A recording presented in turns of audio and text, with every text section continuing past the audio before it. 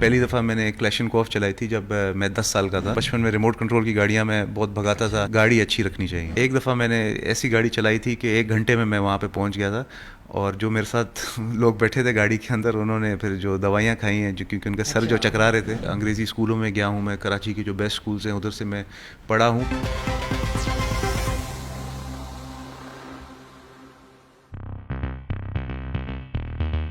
السلام علیکم ناظرین, جی این این پلس کے ساتھ میں ہوں فیضان سیٹھار. ناظرین, آج ہم آپ کی ملاقات کروانے جا رہے ہیں نبیل گبول کے صاحبزادے نادر گبول.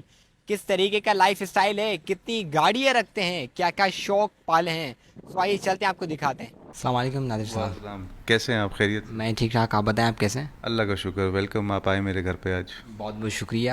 اچھا نادر صاحب, سب سے پہلے بتائیے گا کہ آپ کی ڈیلی روٹین لائف کیسی گزرتی ہے؟ دیکھیں, سیاسی لوگ ہیں ہم لوگ, ہماری اپنی تو کوئی لائف ہوتی نہیں ہے, تقریباً ڈیلی پبلک کے ساتھ ہی ہوتے ہیں.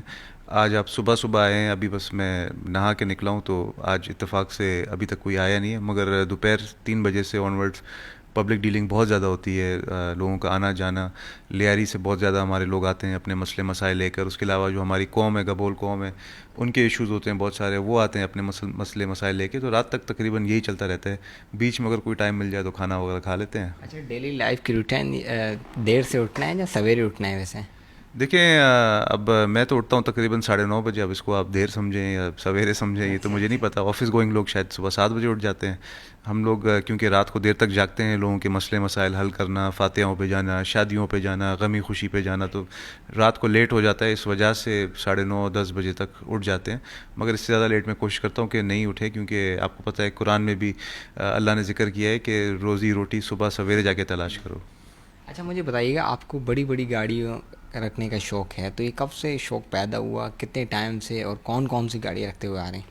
دیکھیں, یہ تو میرے خون کے اندر ہے. میرے فیملی کے اندر اللہ کا شکر ہے گاڑیوں کی بڑی اچھی کلیکشن رہی ہے. میرے والد صاحب بھی جب ینگسٹر تھے انہوں نے بھی بڑی اچھی گاڑیاں رکھی. دادا پردادا بلکہ جب گاڑیاں ان کے پاس ہوتی تھی تو کراچی میں شاید ہی 3 4 فیملیز تھی جن کے پاس گاڑیاں ہوتی تھی. مگر میرا بھی شوق بچپن سے ہی ہے. بچپن میں ریموٹ کنٹرول کی گاڑیاں میں بہت بھگاتا تھا. پھر جب مجھے یاد ہے میں 8 سال کا تھا تو امریکہ سے میرے والد صاحب میرے لیے ایک گاڑی لائے تھے, جو پورا میں 8 سال کا بچہ اس گاڑی میں بیٹھ کے اس گاڑی کو خود چلاتا تھا, اس میں چلانا سیکھا. پھر گو کارٹ سے پھر آہستہ آہستہ آف روڈنگ کا شوق ہوا. 15 سال کی عمر میں بلکہ مجھے لگتا ہے کہ والد صاحب نے مجھے پہلی گاڑی دی تھی, جو ایک لینڈ روور جیپ ہوتی تھی. اس کو پھر میں لے کر چلے جاتا تھا ٹیلوں میں, ریگستانوں میں, پہاڑوں میں دوستوں کو بٹھا کے. وہاں پہ میرا ہاتھ اچھا خاصا بیٹھ گیا. پھر میں امریکہ گیا. امریکہ میں بھی اللہ کا شکر ہے اچھی اچھی گاڑیاں میں نے رکھی. وہاں پہ تو آپ کو پتہ ہے کہ ایک سے گاڑی مل جاتی ہے, اور پاکستان کی طرح مسئلے نہیں ہیں کہ آن اور پریمیم اور اس طرح کے ڈرامے بازیاں اور لوٹ مار تو امریکہ میں نہیں ہے. وہاں پہ آپ جائیں, آپ کو گاڑی بہت اچھے ریٹس پہ مل جاتی ہے, اور آپ سارے شوق اس طرح کے پورے کر سکتے ہیں. یہاں پاکستان میں بھی اللہ کا شکر ہے اچھی اچھی گاڑیاں میں نے رکھی ہوئی ہیں. مگر یہ کہ اللہ نے اگر میں سمجھتا ہوں کہ آپ کو وسائل دیے ہیں تو اس کو اپنے اوپر خرچ کریں, اور حدیثوں میں بھی آتا ہے کہ گاڑی اچھی رکھنی چاہیے. اچھا, مجھے بتائیے گا, آپ کو گنس رکھنے کا بھی زیادہ شوق ہے, جیسے کہ آپ کی آفس میں بھی لگی ہوئی ہے, تو کون کون سی گنس رکھتے ہیں, کتنی گنس اپنے ساتھ رکھتے ہیں؟ دیکھیں, پہلی دفعہ ابھی مجھے پتہ ہے آج کل یہ جو زیادہ لبرل ہو گئے ہیں ان چیزوں سے اختلاف کرتے ہیں, مگر پہلی دفعہ میں نے کلیشنکوف چلائی تھی جب میں 10 سال کا تھا. تو اس وقت اللہ کا شکر ہے کوئی اس طرح کے غیر ذمہ دارانہ حرکت نہیں کی تھی کہ لوگوں کے بیچ میں. ہم پہاڑی علاقے میں گئے تھے, تو والد صاحب نے مجھے اپنی کلیشنکوف تھی وہ مجھے دی, اور سامنے ایک پہاڑ کے اوپر یہ ایک ٹارگٹ رکھا ہوا پتھر تھا. پتھر کو میں نے 10 سال کی عمر, آپ سوچ سکتے ہیں 10 سال کے بچے نے پہلے شاٹ میں نے اس پتھر کو اڑا دیا. تقریباً وہ آئی تھنک 100 یارڈس کے فاصلے پہ تھا, اور میں نے اس کو اللہ کا شکر ہے گرا دیا تھا. پھر اس کے بعد جب عمر ہوئی لائسنس بنانے کی, تو لائسنس بنا کے میں نے ابھی اللہ کا شکر ہے اچھی خاصی میرے پاس کلیکشنز ہیں. اس میں امریکن گنز بھی ہیں, M16 M4, رشین کلیشنکوف بھی ہے, MP5 بھی ہے, پسٹلز بھی ہیں میرے پاس, امریکن ہے. اس کے علاوہ ڈیلی یوز کے لیے میں نے, کیونکہ چائنا ہمارا برادرانہ ملک ہے, تو چائنیز ایک کمپنی نورنکو, اس کا ایک پسٹل ڈیلی یوز کے لیے میں اپنے ساتھ کیری کرتا ہوں. مگر اچھی خاصی کلیکشن ہے اللہ کا شکر اچھا, ہے. مجھے بتائیے گا, ریسنگ جو ہوتی ہے ہر سال بلوچستان میں, تو انہیں میں آپ حصہ لیتا ہیں کہ نہیں؟ دیکھیں میں ریسز میں تو حصہ نہیں لیتا، مگر میرا اپنا جو علاقہ ہے، میرا جو گاؤں ہے وہ کیرتھر نیشنل پارک کے اندر آتا ہے، تو وہ بھی ریگستان کا علاقہ ہے. تو کبھی کبھی میں اپنے ساتھ ہی ریس کرتا ہوں کہ پچھلی دفعہ جس ٹائم تک میں پہنچا تھا اپنے اس کراچی کے گھر سے اپنے گاؤں کے گھر، تو میں کوشش کرتا ہوں اس ٹائم کو بیٹ کرنے کے لیے. تو ایک دفعہ مجھے یاد ہے کہ یہ تقریباً 200 کلومیٹر کا فاصلہ ہے. ایک دفعہ میں نے ایسی گاڑی چلائی تھی کہ 1 گھنٹے میں وہاں پہ پہنچ گیا تھا. اور جو میرے ساتھ لوگ بیٹھے تھے گاڑی کے اندر، انہوں نے پھر جو دوائیاں کھائی ہیں، جو کیونکہ ان کا سر جو اچھا، چکرا رہے تھے، تو اس کے بعد ان کو 2 دن بیڈ ریسٹ کرنا پڑا کیونکہ ان کا جو سر تھا وہ چکرانا ختم نہیں کر رہا تھا. پولیٹکس میں آپ کیا بننے جا رہے ہیں؟ کچھ ہے خوشخبری ویسے؟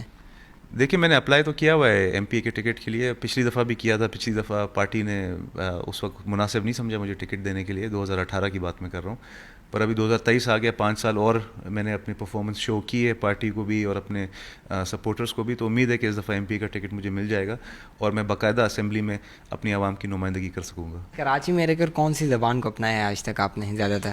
دیکھیں اردو ظاہر سی بات ہے، تمام دوستوں کے ساتھ اردو میں ہی زیادہ گفتگو ہوتی ہے. انگریزی میری بہت زیادہ اچھی ہے، کیونکہ اس کی وجہ یہ ہے کہ انگریزی اسکولوں میں گیا ہوں میں، کراچی کی جو بیسٹ اسکولس ہیں ادھر سے میں پڑھا ہوں. پھر اس کے بعد میں امریکہ گیا ہوں، امریکہ سے میں نے یونیورسٹی کی اور امریکہ میں رہا کافی سال. تو میری انگریزی اللہ کا شکر ہے بہت زیادہ اچھی ہے. میں تو یہ بھی بولوں گا اردو سے زیادہ اچھی میری انگریزی ہے، کبھی آپ آزما لیں. مگر اس کے علاوہ بلوچی ظاہر سی بات ہے، ہماری اپنی زبان ہے، وہ آتی ہے. سندھی مجھے آتی ہے، سندھی کے علاوہ فی الحال تو اور کچھ نہیں آتی ہے، مگر کوشش کریں گے انشاءاللہ پاکستان کی ساری جو زبانیں ہیں، چاہے پشتو ہو جائے، پنجابی ہو جائے، ساری سیکھیں. سرائکی بھی سیکھنی چاہیے ہمیں، کیونکہ ہاں یہ میں آپ کو بتانا چاہوں گا کہ سرائکی بھی ہمارے زبان ہمارے ٹرائب میں بہت بولی جاتی ہے، کیونکہ ہمارے جو گبول ہیں وہ علی پور، مظفر گڑھ جو ایک ڈسٹرکٹ ہے، راجن پور، ڈیرہ غازی خان، وہاں پہ بھی بہت زیادہ آباد ہے، وہاں پہ سرائکی بولتے ہیں. اس کے علاوہ کیا ہابیز ہیں آپ کی ویسے؟ دیکھیں مجھے ٹریولنگ کا بہت زیادہ شوق ہے. میں ابھی تک کوئی 40 کے قریب ممالک گھوم چکا ہوں، کینیڈا، امریکہ، میکسیکو، لنڈن، یورپ کے بہت زیادہ ممالک. ماشاءاللہ عمرے بھی میں نے کیے ہوئے ہیں. حج انشاءاللہ 1-2 سال میں ارادہ ہے کہ حج بھی کروں گا. باقی بس فوڈی ہوں میں، بہت بڑا کھانے پینے کا بڑا شوق ہے مجھے. اٹیلین کھانے، فرینچ کھانے، میکسیکن، کورین، جاپنیز، انڈونیشین، جہاں جہاں کے آپ کھانے بول سکتے ہیں میں نے کھائے ہوئے ہیں. کیونکہ میں جب نیو یارک میں رہتا تھا تو نیو یارک میں ایک علاقہ ہے، اس کا نام ہے ہیلز کچن. وہاں پہ آپ سمجھیں کہ اگر 200 ممالک ہیں دنیا میں، تو 180 ملکوں کے کھانے وہاں پہ آپ کو ملیں گے. وہاں پہ بہت اچھا میرا ایکسپیرینس رہا، ایکسپلور کیا میں نے، دوست بنائے بہت زیادہ الگ الگ ممالک سے، چاہے ملیشیا ہو جائے، چاہے اسپین ہو جائے یا اٹلی. ان کے کلچر میں نے سیکھے، ان کا رہن سہن میں نے سیکھا، اور اس سے میری نالج اور ایکسپیرینس میں بہت زیادہ امپروومنٹ آئی. اور میں نے اپریشیٹ کیا کہ اللہ کی مخلوق ہے، پورے دنیا میں رہتی ہے. آپ کو پتہ ہے مجھے جرمنی سے ایسے دوست ملے جو مسلمان ہیں، ان سے مل کے مجھے بڑی خوشی ہوئی. کیونکہ میں بھی وہاں پہ آپ کو پتہ ہے کہ شراب سے دور رہتا تھا امریکہ میں. تو میرے جرمن دوست ہوتے تھے گورے، وہ مسلمان تھے، مسلمان بن گئے تھے، اور وہ بھی میرے ساتھ پھر ہم لوگ نماز پڑھنے جاتے تھے، عید مناتے تھے. تو یہ ایسی چیزوں سے مجھے بڑا ایک خوشی ملی، کیونکہ پاکستان میں ہم لوگ سمجھتے ہیں کہ ہم لوگ ہی صرف مسلمان ہیں اور بس ہم پہ دنیا ریوالو کرتی ہے. ایسا نہیں ہے، دنیا بہت بڑی ہے، اللہ نے کائنات بہت بڑی بنائی ہے، اور اللہ ہر شخص سے پیار کرتا ہے، اور مسلمان دنیا کے ہر کونے میں رہتے ہیں، اور ہمیں ان کے ساتھ ایک برادرانہ تعلق قائم کرنا چاہیے. اچھا نادر بھائی، امریکہ سے آپ کراچی ہے اور بہت سارے ممالک میں گھومے، کراچی میں رہتے ہیں، ابھی واپسی کا ارادہ ہے جانے کا امریکہ یا کسی اور ملک میں رہنے کا ہی؟ نہیں دیکھیں، وہ تو جب میں پہلے بھی گیا تھا پڑھنے کے لیے تو مجھے پتا تھا کہ میں صرف پڑھنے کے لیے جا رہا ہوں اور تھوڑا ایکسپوجر کے لیے جا رہا ہوں. تو آنا تو ہم نے ہمیشہ ادھر ہی تھا، کیونکہ یہاں پہ ذمہ داریاں کچھ ایسی ہیں. کیونکہ ہم یہاں پہ میں سمجھتا ہوں اپنے لیے، اپنی انجوائمنٹ کے لیے پیدا نہیں ہوئے ہیں ہم لوگ عوام کی خدمت کے لیے اللہ نے ہمیں ذمہ داری دی ہے. جو سیاسی لوگ ہوتے ہیں ان کے اوپر ایک بہت بڑی ذمہ داری ہوتی ہے. جو باہر والے دیکھتے ہیں کہ یار پروٹوکول میں گھوم رہے ہیں، بڑی گاڑیوں میں گھوم رہے ہیں، اے سی میں بیٹھے ہوئے ہیں. دیکھیں اگر ہم آپ کی خدمت کرتے ہیں، آپ کے بچوں کے لیے ہم اپنی جان حاضر رکھتے ہیں، ہتھیلی میں رکھتے ہیں ہر وقت، تو اگر کچھ ٹائم ہم لوگ 1-2 گھنٹے اگر اپنی گاڑی چلا لیں اور اے سی میں گھوم لیں تو اس میں آئی تھنک کوئی حرج نہیں. اللہ نے ہمیں اگر وسائل دیے تو اللہ نے کہیں بھی نہیں لکھا کہ آپ اپنے کپڑے بیچ کے اٹھا کے معاشرے میں بانٹ دیں. اگر آپ کو اللہ نے وسائل دیے تو آپ وہ بھی انجوائمنٹ کریں، پر ساتھ ساتھ جو ذمہ داریاں ہوتی ہیں آپ کے معاشرے کے لیے وہ ذمہ داریاں بھی پوری کریں، جو ہم اللہ کا شکر ہے بھرپور طریقے سے پورے کر رہے ہیں. نادر بھائی، آپ ینگ ہیں اور پالیٹکس میں بھی ان فیوچر آنے والے، تو اس کے اوپر کیا سمجھتے ہیں کہ آنے والے وقت میں پی ٹی آئی الیکشن جیت سکتی ہے یا پیپلز پارٹی آئے گی؟ دیکھیں پی ٹی آئی تو تقریباً ختم ہو چکی ہے. ان کی جو کرپشن ہے, ان کی جو مس گورننس ہے, وہ عوام کے سامنے ایکسپوز ہو گئی ہے. ان کے اپنے بہت زیادہ سینئر لیڈرز خود چھوڑ کر چلے گئے ہیں, تو پی ٹی آئی کا تو نظر نہیں آ رہا کہ پی ٹی آئی دوبارہ آئے گی. پی ٹی آئی کے چیئرمین کی جانب سے کہنا ہے کہ اگر میں ایک مزدور کو بھی اگر ٹکٹ دے دوں ایم پی کا, وہ بھی جیتا ہوا آپ کو ملے گا.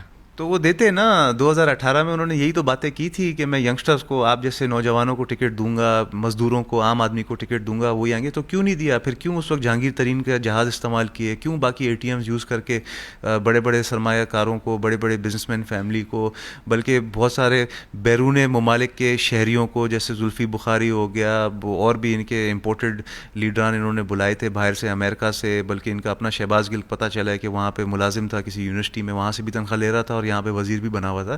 تو اس وقت کیوں نہیں ٹکٹیں دی عام آدمی کو, مزدوروں کو؟ اگر دے دیتا اپنی باتوں پہ, اگر وہ بندہ اتر آتا چیئرمین پی ٹی آئی, تو واقعی میں وہ, مجھے لگتا ہے اگلے 10 سال اس ملک پہ حکمرانی کر سکتا تھا.